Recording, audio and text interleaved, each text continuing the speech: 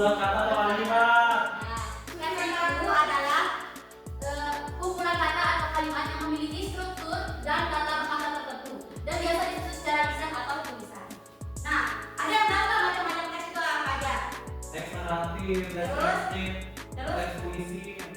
Eksposisi. Yang pertama ada teks prosedur. Ada yang tahu teks prosedur itu apa? Benar, saya tebak-tebak. Teks prosedur berisi panduan atau langkah-langkah atau yang biasa kalian sebut dalam tutorial untuk melakukan atau mengerjakan sesuatu. Yang kedua, ada yang tahu nggak jenis teks itu apa? Atau itu. Yang kedua itu ada teks argumentasi. Kalian pernah dengar argumen atau tidak? Pernah. Apa itu argumentasi? Pernah. Oke, teks argumentasi yang memuat penjelasan tentang pendapat atau fakta berdasarkan sudut pandang seseorang. Dan yang ketiga ada tes deskripsi. Kalian pernah dengar pasti deskripsi? Pernah. Di mana kalian dengar kata deskripsi? Dan deskripsi berisi pemaparan atau menggambarkan sesuatu menggunakan kata-kata dan jelas dan terperinci. Jadi keempat ada tes eksposisi. Nah, kalian dengar atau belum? Belum. Tes eksposisi adalah tes yang mengandung serangkaian informasi dan wawasan yang disampaikan secara singkat, padat, dan jelas. Biasanya kalau kalian disuruh wawancara seorang, kalian akan menggunakan laporan untuk laporan berjenis tes eksposisi ini untuk menyusun laporan kalian.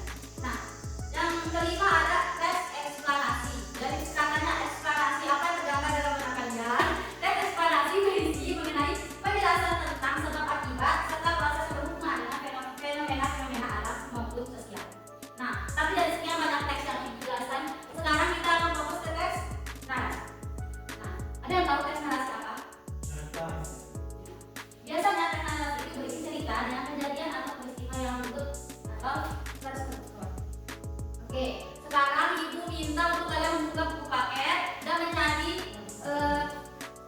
bacaan atau teks narasi yang berjudul Berpetualang di Sabana Sumbar. Nah, jadi nanti setiap kelompok akan membaca teks tersebut lalu mengidentifikasi atau mencari kata-kata yang kalian belum ketahui.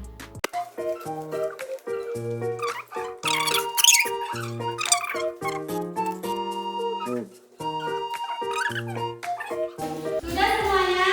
Sudah, Ibu. Oke, sekarang ibu minta Dian Saputra untuk membaca ke depan. Coba.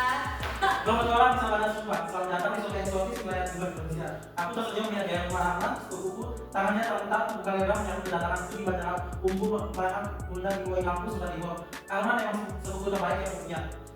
Inilah salah satu titik di muka bumi yang ingin aku kunjungi. Sejak Arman bercerita kalau di tempatnya banyak kuda, aku menabung untuk bisa mengunjunginya. Sedang saatnya tiba. Di mana sabananya? Tanya aku tidak sabar. Lumayan jauh, sekitar 45 menit dari sini. Namanya Bukit Barinti. Bukit ini adalah rangkaian dataran tinggi sabana yang luas sekali. Wisatawan suka berfoto di bukit ini karena keindahannya. Jawab Arman. Kebetulan sekarang bulan Juli, sabana seperti pemandangan nikmat. Kalau kamu meski bulan November sampai Mei, sabananya menghijau. Aku mengerti. Pasti ini karena pengaruh musim. Kalau udahnya sejak lagi, Arman tertawa. Menurutnya setiap pulau Canberra dan beberapa lain dengan vegetasi khas Sumbar sepanjang ini sering dijadikan destinasi wisata untuk melihat budaya Sumbar dalam bebas. Dengan orang muda akan mudah dijumpai saat musim kemarau. Itu karena sabana sangat kering sehingga muda aktif berkumpul. Kita kesana sekarang ya, bersemangat. Besok jawab Arman tegas. Aku sedikit kecewa, namun bagaimana lagi untuk pergi ke sana mendapat butuh persiapan di sana. Tidak ada angkutan umum, kami harus menggunakan kendaraan pribadi atau menyewa. Selain itu, di sana tidak ada mana, pengunjung harus membawa bekal sendiri terutama air minum karena Sumbar memiliki cuaca yang panas dan cukup tinggi. Oke, kita akan sekian. Sekarang baik-baik saja, sekarang nanti membaca.